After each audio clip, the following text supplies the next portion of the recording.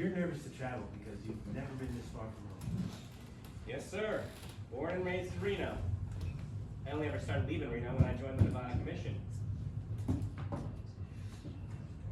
They started me out on projects just outside Reno, then a bit more out, but never really anything that I couldn't end up back at home after the day was over. That's so. Your parents wasn't happy about it. Said before, when I went to Golden Valley the first time, my mama and my daddy was beside themselves. If they was still both the same way, I'd have died trying to leave the house. My daddy is a bit more relaxed about things these days. He's just telling me to go do shit. It never happened if my mama was still around. But I guess I should be thankful. It's like your mother's ghost is taking you out of here. You're the one taking me out of here. If I had not met you in Golden Valley, then I'd have been rotting at home with my daddy still. You don't got no friends back in Reno? No, sir. All my friends are workers in the commission. They's all married with kids. They only leave the house to go to work or to get drunk. And you're the youngest one on the commission. Yes, sir. I got onboarded right out of school, some lower level temporary program they was running. Well, I was in that for a while. And mid-project, one of the field work board members passes away, and they just put me on the project right away. They just kept me on the board after that. Like my work, I guess. It's a bit morbid. I feel like I'm walking in a dead man's boots sometimes. It was all pretty immediate. I was onboarded to the field project maybe 2 days after he passed. Work is a bit ruthless like that. Yeah. Project was pretty urgent, so I understand why they did it. They were surveying places that they was going to install hitching posts. Outside buildings, large amount of people frequented. Before they just had people tying their horses to the buildings themselves. And sometimes these buildings had rotten wood where they'd tie the horses in. Well, one night, it's storming, and this one man's horse gets spooked by some thunder, and it rips its lead right off the rotten sideboard. Stomped a teenage boy to death out front of the bank building. Dear God. I know. Well, that didn't sit too well with just about anyone. So they planned to have all these hitching posts. They start installing them, and then out of the 6 people on the project, one kicks over from a fever, so they just bring me on. Well, here we are. And I was talking to my mother in the midst of it all, in the middle of the worker's funeral, my promotion, and I was telling her I was worried that my new coworkers wasn't to like me too much. She says, people will come around. Well, she's right. People come around, or maybe eventually you come around to others. I mean, you know, look at me. I tell you, boy, I was a bitter man for the better part of my entire life. People were bitter with me, and I saw that as a reason to keep at it. To keep on rolling in the dirt, sticking the end of my revolver. Not retired or whatever, but I stay bitter. I stay bitter for the whole time. Raising my daughter bitter. Stoic and cold during my wedding. And even worse when I got my divorce. Then for once in my life, I've got people giving me the benefit of the doubt. And well, for it being the first in a lifetime, that really loosens me up. You should be proud of your progress, Clark. You've come a long way. I ain't ever been no gunslinger, but I'd imagine that makes you pretty cold. It's not as glorious as they make it out to be in the story. I still think about some of their faces. Whose? People. Children when I grab their daddy by his ragged neck. Tears in their eyes. You gotta ignore it. But it rears its head sometimes.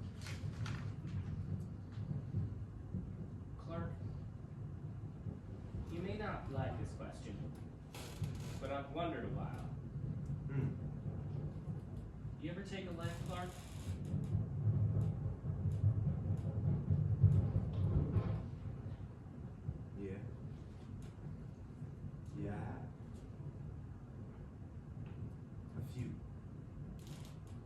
4, to be clear. 4. I ain't never heard no women or children. You know what it's like? I know you're curious, is why I asked. I've been looking at this German gentleman all night, drinking with this lady. This lady I like, fond of her. This was before I met my wife. Where was this? Town over, Russian Valley. Then I was drunk and bitter, and I watched him take her up to his room. And I wait. I wait a long time. Soon enough, he's out. His nice shirt's on crooked. He's flushed. They's done doing their one-night dance, and I hate the very thought of it. And I follow him all the way to the end that he's at, just on the edge of town. Late at night, hounds was howling. I open his door, and I shake him away. Revolver to his heart. What's the name of that girl you were sleeping with? I ask him. And he says, Lily. Wrong. Wrong fucking name. And I take the pillow from under his head, and I place it on his face, and I press my revolver deep into the pillow. And I pull. Like a string pulled tight. Then slowly he lay loose, and it's quiet. I didn't sleep for weeks.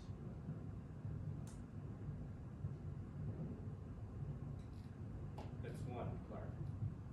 Right? Don't go telling people about it. I trust you. You ain't ever tell Randall or Cecilia? They wouldn't like it. Don't you think they should know something like that? Hell, we've been talking about this since the day I got to Nevada. They've been telling me, and I've been saying I changed.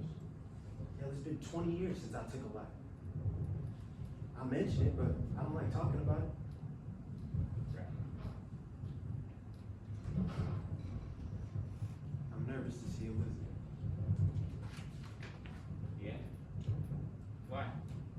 It's been a while since I've seen her. Long time since we split. Are you two actually split? Well, you can't actually stop being married to someone. So we just kind of went our separate ways. We still technically married. And she's still technically my wife. But I do ourselves the respect of just not labeling her like that. She don't want to be my wife, so I don't think of her that way no more. But really, she still is. I wouldn't like that. I don't mind. At least, I ain't getting remarried anytime soon. I know, but it seems awkward to explain to people, women, that he's married still. I don't know who you think I'm talking to where my marital status matters. I don't know. There has to be some lonely widows out there. I ain't talking to no widows. I'm done with romance and stuff like that. I work now. That's it. Darren don't seem to think that way, but that's the case. Reformed, working man. How are you liking working for Randall and Cecilia? One of the best things that ever happened to me. First time in my life I got both feet beneath me. They're just moving back to Florida, aren't they? Well, then. I'll figure something out. I'm not nervous about it. Maybe once they're off the land, I'll come back to Florida. Like, you'd be working on the ranch with Randall and Cecilia? No. But I might buy a plot of land in the same area. Cecilia tells me that how beautiful it gets out there. It might be nice to get out of the sand for once and see that East Coast ocean. Yeah, it's expensive over there. Right? But I'm sure I can make something work. Randall and Cecilia is getting rich in the desert, and I think I could probably find something out in the fertile ground of eastern Florida. Well, wonder what I'll do. You ain't fond of working at the Nevada Commission no more? No, I like it. Don't get that confused, but leaving the state, for work, I mean, to live, Nice. I always thought about it growing up. Wish my parents would tell me someday that we was moving to Arizona or Texas. I didn't know many other states, at least not well enough to fantasize about. Well, now's a good time as any. Wait. Can't leave my dad and sister like that. It's easy for you. You're in Nevada by yourself. I ain't by myself no more. Randall and Cecilia is there with me. Clark, I don't want to be harsh. What? As much as Celia and Randall love you, or at least like having you around, I mean, they've told you what their plan is. Their plan has always been to work back to get into where they were. I ain't saying they's gonna stay in Golden Valley for me. Have you talked to them about going back to Florida with them? I'm sure they wouldn't mind. I'm not suggesting whether they would or wouldn't mind, but I'm reminding you that you have to act for yourself, and only yourself. Despite how this all appears, that's what they're doing too. They care about each other first. Work second. You third. You're gonna need to remember that when making a decision to move into Florida with them. I don't think you're exactly right. Would you base your decision off of me? Would you expect me to base my decisions off you? No. Then I'm close enough to being right, where you should at least consider it a truth.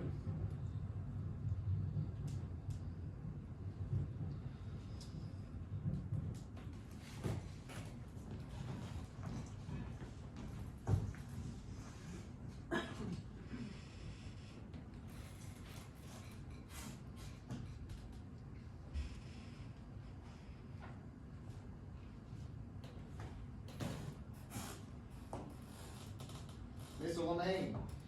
Good evening, Sheriff. How are you this afternoon? I'm doing just fine, Mr. LeMaine. What am I supposed to make of this? Make a what? Your state, Mr. LeMaine. Your sorry, drunken state in the eyes of the public. I ain't that drunk. No, sir. This is a damn shame. What's gotten into you? Business going under? Ain't no women find you impressive no more?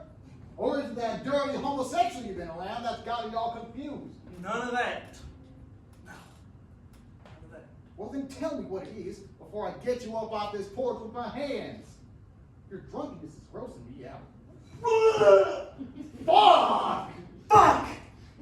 What the hell is wrong with you? She's gone, Sheriff! Who's gone? And that dog.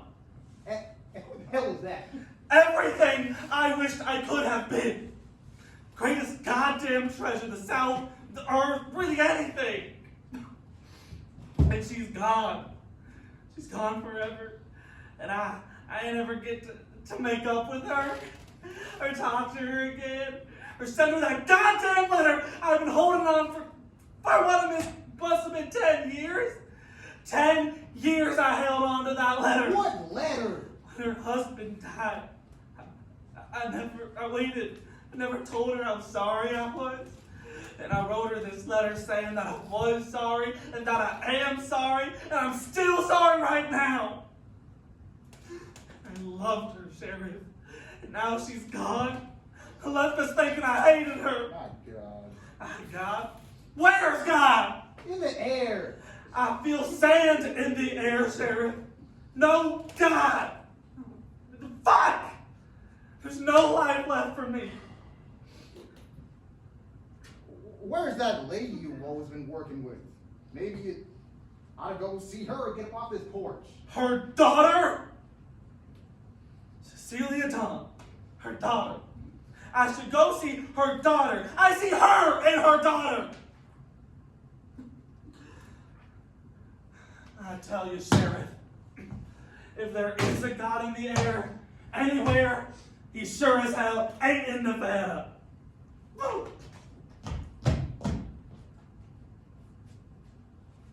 Good night, Darren.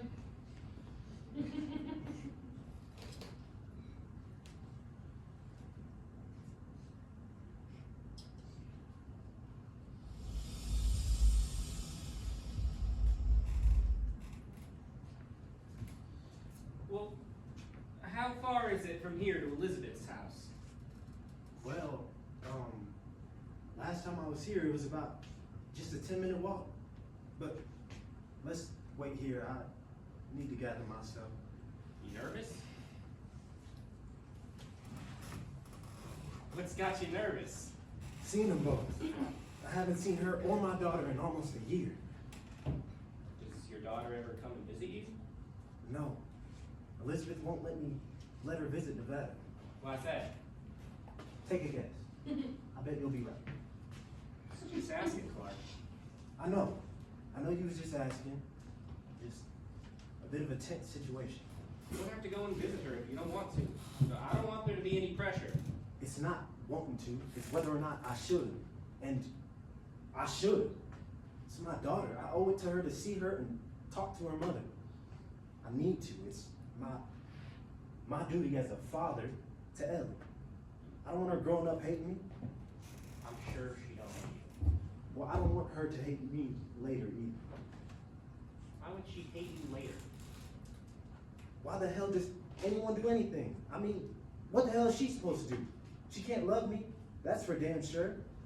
Hell, I'm not sure whether or not she doesn't think just to me of some guy. She ain't forgot you her father. Being a father ain't all about just having her know that's my daddy. It's about having her acknowledge that fact. It's feeling like a father. The hell are you nodding for? I'm your friend, right? Yes, one of my closest. Then would you mind me speaking rather plainly? I mean, sure.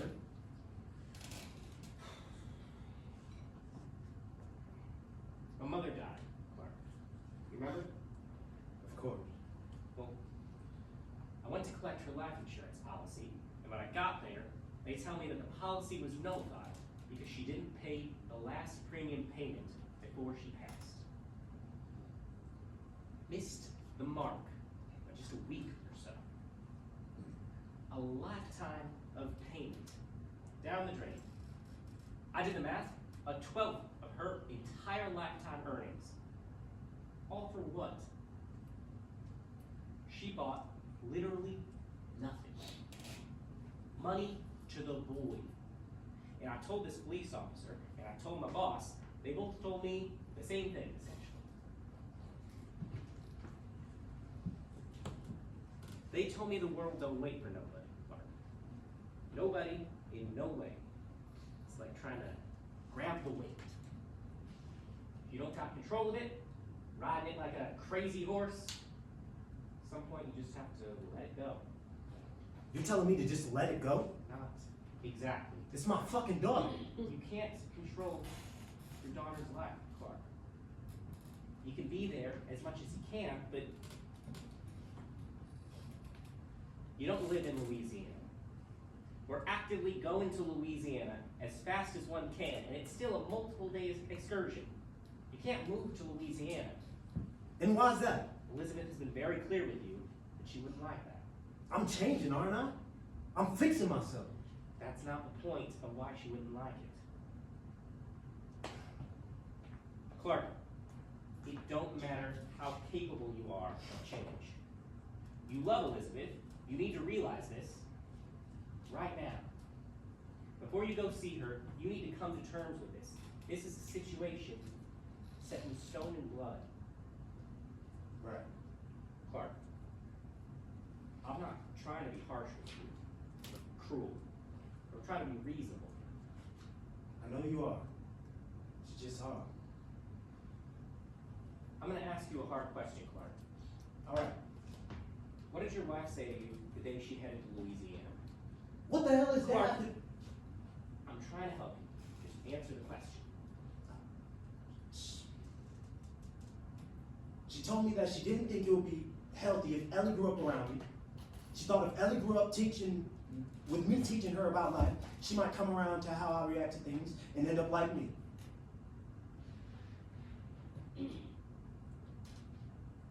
Not that, Karen.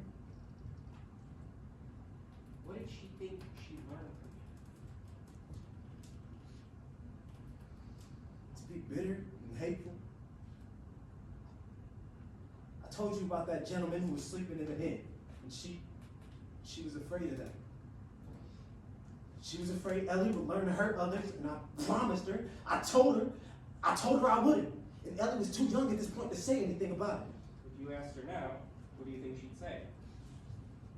She's been with her mother for 7 years now. I'd expect her to want to stay with her mama. She's never come back to Nevada. And if that's the case, you're simply going to have to live with it. You can fight it all you want, Clark.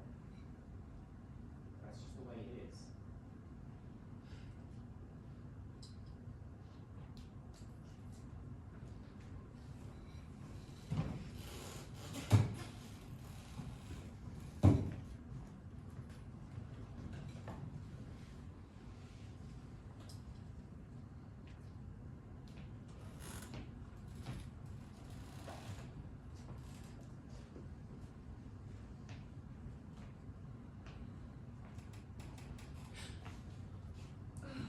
Scared me.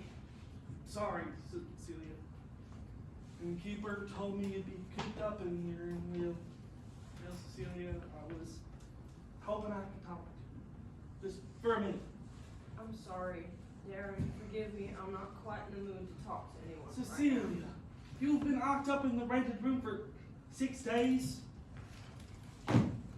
You ain't seen the sun, and you's looking pale as ever, white as a ghost. That don't make a bit of sense. Sun's out every day, and you letting the tan get out of your skin. Darren, I hope you'll excuse me. I'm not quite in the mood to talk right now. Did mother ever tell you how we met? At the port, right? Your mother was at the port with her daddy, buying fish from some fella. Well, I went over and I introduced myself to them. And well, we all became good friends, and there. It was nice to live down the road from her. And I was there the day your daddy came about, and I was there at their wedding. And I told your mama to remember me when I moved off to Nevada. And I'm sure she did. I was such a good friend. And every day in Nevada, I missed everything. Darren, maybe it's best if you go on home and sober up. I loved your mother so much. I remember at her wedding, balling my fist and pinching myself. Hell was real. Darren, go home. Too long, Cecilia. I loved her for too long. And now she's gone and we're all alone. Darren, you're making me upset. We're not alone. We're never alone. I have Randall and I have family. I wish to God that you would just understand that life is like this for a reason. My mother loved my father and loved how good a friend you were to her. Your father.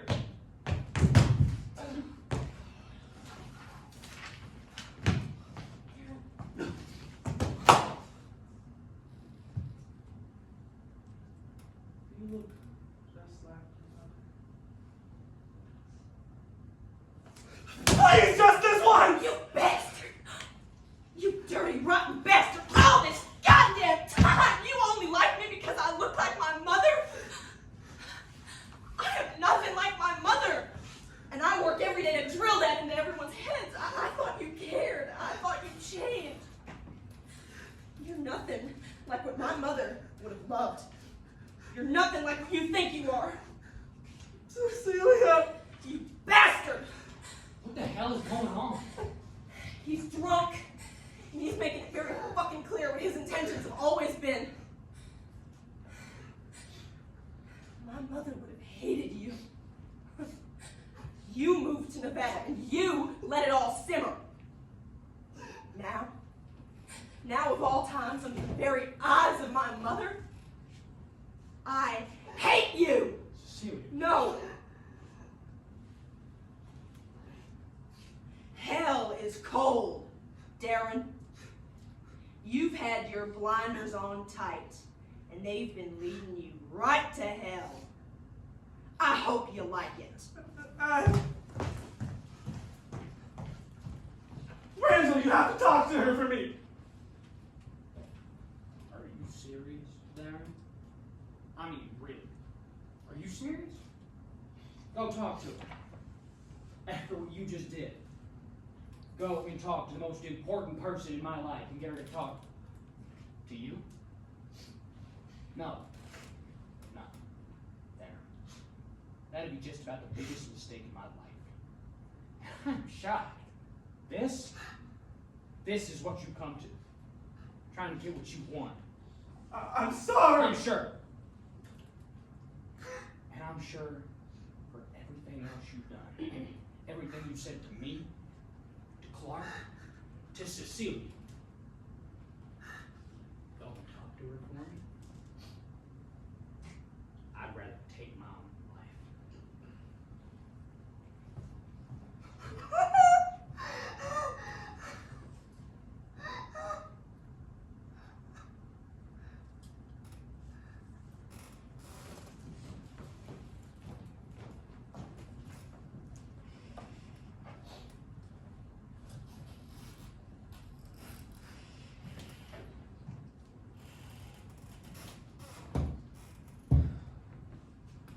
Ready?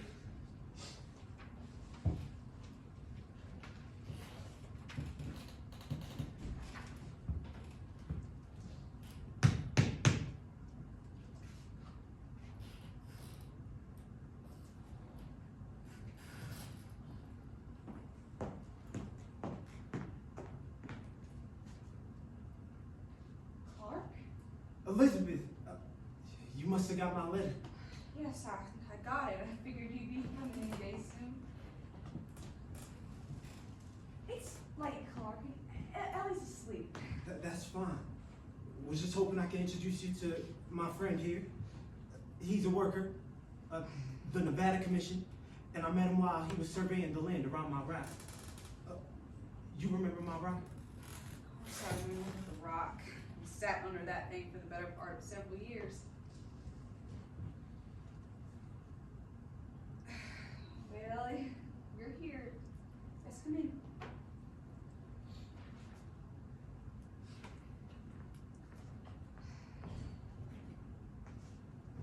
Well, how's the ride-in? It was real nice. Quick and easy. No delays. Oh, yeah? Yeah. We made some friends from Florida that came out to Nevada, and they said that train delays added a week or so to their trip. Lord. Them trains never make traveling easy. Unpredictable type of them train conductors. I tell you, I got one of them living a few doors down. Old, grumpy, and loud. Train's engine is making him deaf. Goes over for a week, comes back more deaf than before. Who are these Floridian friends you made? Pair of ranchers that came from Florida. They was living in eastern Florida, and that flood hit, and it sent them packing to Nevada. What about you? What about me? Why are you here with Clark? I mean, yeah, you was surveying the land around his rock, but why'd you stick with the bastard? I don't have any friends in Reno, really. Well, my family's a little on the rocks these days. Why's that? My mama just passed away a month ago. So you decided to join this old ass to visit his ex-wife in Louisiana? Elizabeth, be nice to him. I'm just asking him. I mean, if this is what you consider to be a fun thing to do, then power to you. But trotting behind the royal bastard Clark Mass sounds just about as close to the realized hell as they can get. That's a cruel phrase. When Elizabeth lived in Nevada with me, we used to go out in the desert with our fire starters and our pot, and we make tea out there. Why are you telling him that?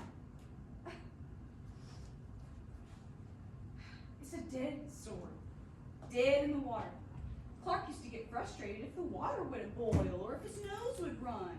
He'd hit himself in his nose, make him bleed, and then lose control at the fact that the world is out of control. That's it. Not in the sand, ruined. What time does Ellie get up for school? 8. She wakes up at 8, and her friend Mary Ann comes knocking at the door, and they walk to school together. Oh, I'd like to meet this Mary Ann. It would be nice to meet Ellie's friends. I don't think you should meet her, Clark. What? Why not? Why? Are you a fucking idiot? Forget I asked. Perhaps I should step outside? No. How long did Clark tell you he was intending on staying? He suggested you might let us stay a day or two. A day or two? You thought I'd let you stay with a random gentleman in the same house as your daughter and I? And let you meet her friends and hug and kiss her like shit's fine? I tell you, Clark Mass, you're a real disillusioned bastard, I tell you.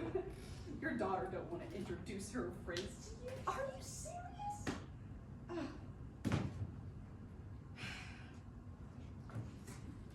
No, you stay in here.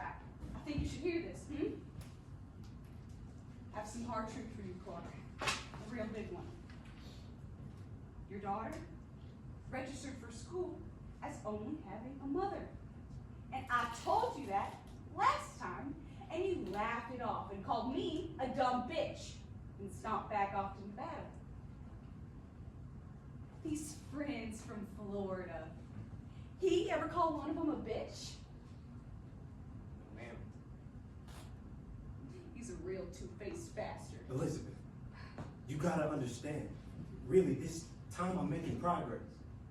Real progress. Randall and Cecilia are the Floridians. They've been giving me a job and paying me nice. I can support myself. Paying you nice, my ass. What's that supposed to mean? What's that supposed to mean for your daughter? What? Are you gonna start sending us some money? Because let me tell you quickly, I don't want it. No, I wasn't planning on doing that. So what the hell's the point of you bringing it up?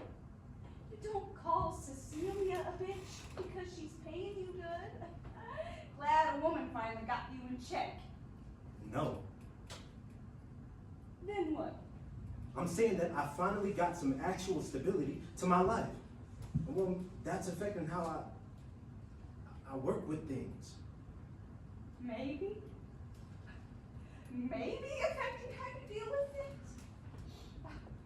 You're lying to yourself, Clark.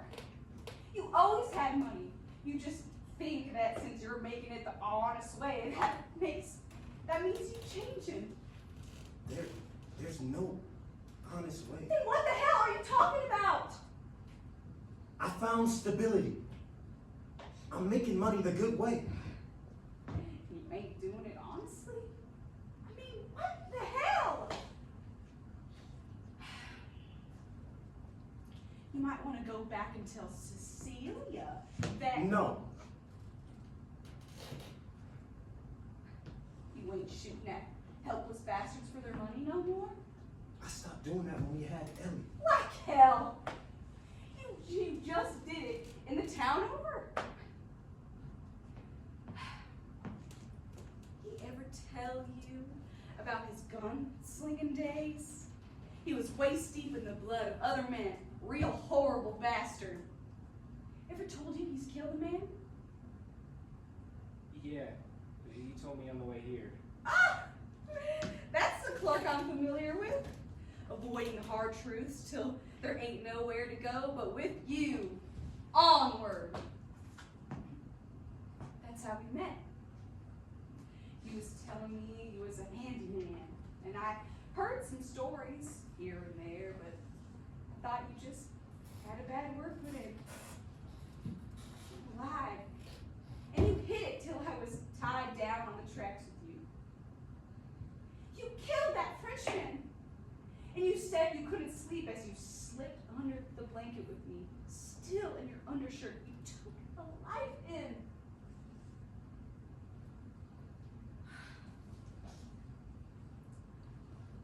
I'll never forget the smell of death. You reeked of it for years. And you can lie all you want to the grave. We all knew it wasn't one. And I knew when it happened. You ever see the face of a person who just took a life? You lose the person you think you're looking at. They're gone. Right to hell. Whether it be a police officer or a soldier or your fucking husband. We all got that haunted 1,000-yard stare. They see the mortality with their own two eyes. They see beyond that thin, fickle curtain. Oh, Clark. I'll never forget when I realized I was looking at that face for a second time. I remember seeing that crooked man again. I smelled you coming. I smelled the fact that you took a life. We might never know the truth on how many it was, but I know you never was truthful about it.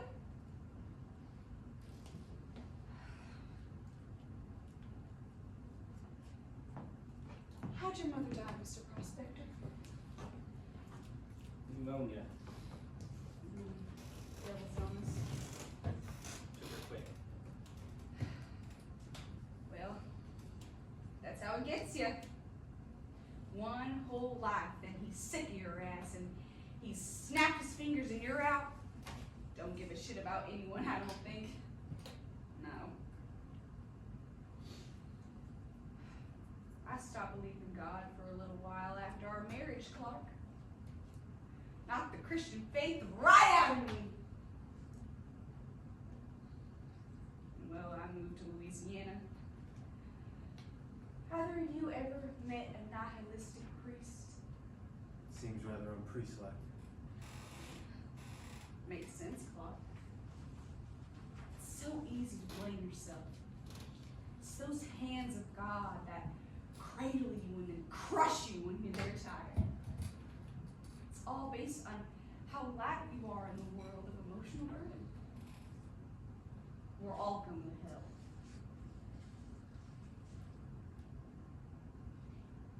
Am I making you nervous? Well, blame it on Clark. This conversation should make him real scared of hell. I'm sure you're a real nice boy, but you're starting down the barrel of a real alluring rifle chasing the tail of Clark masked. He ain't tail chasing. It's all tail chasing when you ain't sincere with explaining who you really are. Especially not with the obviously very impressionable youth. How old are you? 22. Younger every damn time. What? A priest sits me down during my confessional and tells me very honestly that there's a good chance I end up, if there is an afterlife, in hell. Possibly not forever, but really, who knows? And he's telling me it's not fair, and he's sorry for me, and he wishes he could save me. I appreciate his honesty. He's uncertain. He makes himself very upfront about that. He don't lie to me. So, at least in some twisted manner, I have some expectations to go to hell. When I find myself knocked on his fiery gates, I won't quite be surprised about it.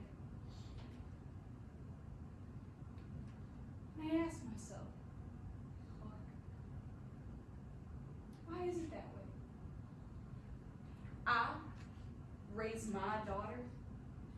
make sure she lives a safe and happy life away from you, you still lose the fact that hell awaits. Why is that? How would I know? Are you afraid of hell, Clark? No, Why? I ain't going to hell. Then why am I? I know you, Clark. You listen to that man. I've been seeing him since I moved to Louisiana.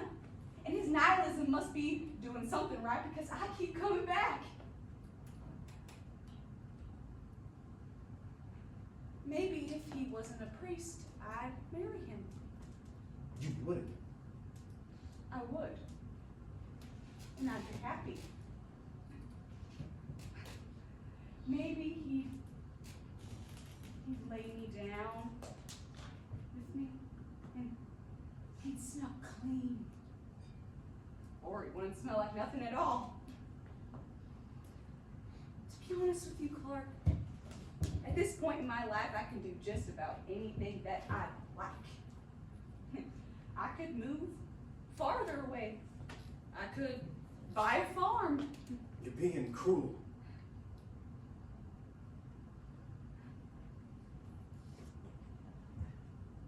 You remember that night? Must have been a year after we was married, and you took me down to the saloon and bought me a drink and made me play darts with you just that one time. Yes, I remember. What happened that night? Your friend came over and challenged the two of us, and we got our asses kicked. What'd you do when you lost? I threw your drink. And then what? And then And then what? I And what did you do? hate you! What makes this even worse is that after that night, I stayed married with him. I had a fucking daughter with him. I told her for the first years of her life that he was a fine man. And I'm sorry, boy. I'm sorry that you had to be dragged into this. This is a rude awakening to the fact that there ain't no good men in the South. There ain't no good people. There's fine ones and good ones that you can admire, but ain't nobody truly good. There's a balance. Balance of goodness and evil, keeping bastards like Clark floating just near the middle. And Clark, that is why you're going to hell. The fact you convinced me it wasn't worth it to leave right then and there. I won't make that mistake ever again. I keep Ellie away from you for the simple fact she deserves somebody strong to protect her. I am strong. You? I live every day of my life fighting to be strong. How can you not see that? You are the weakest of men. You value silver and gold over the life of another man. The life of Elizabeth is entwined with the outlaw Clark Mass.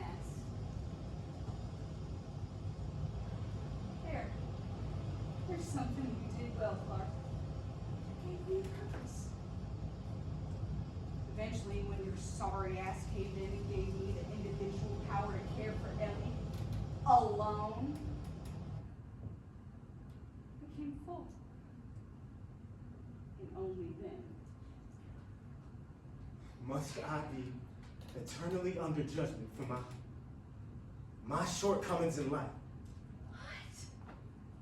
Your finite life under eternal judgment? I suffered all my life. There's nothing more eternal than your life, Clark. You're wrong, Elizabeth. If you live an entire life in which you claim you suffer, and you die a suffering man, you was forever unborn as a man who was destined to suffer, and then you die being known as a man who suffered. God,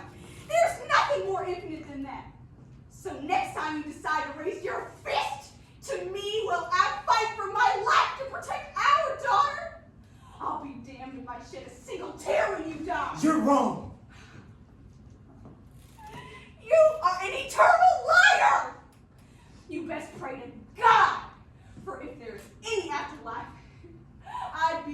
it'd be the cruelest joke to let you anywhere but hell. You're wrong. Listen to me. I've listened. There's been 100 fucking prospectors and 100 fucking Floridians. Stop. And he hasn't told you. He's a lying man of habit.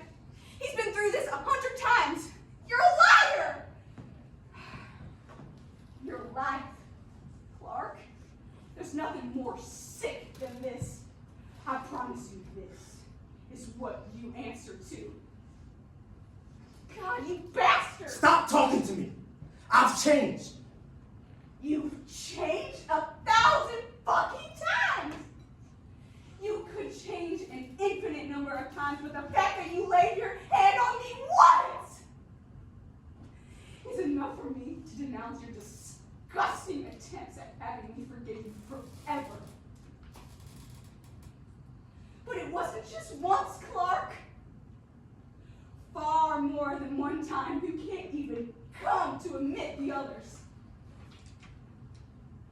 If there is no hell, then the suffering in your life is just as infinite as anything else. You forever are a liar! Stop it!